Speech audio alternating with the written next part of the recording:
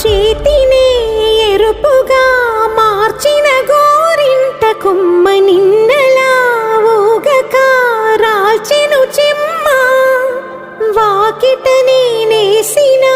9 వర్ణాల ముగ్గు విగతగా చూసినే విడిపోయామా గుంజనే గుండెనే ఎవరో అన్నంతగా వేదనే బాధనే నాన్నకు గూడునే విడువక ఇన్నే ఉండొచ్చుగా ఎవడు రాసాడు ఈ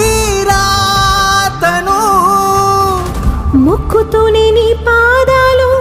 కడిగిన ఈ కన్నీళ్ళు రెక్కలల్లా దాసుకొని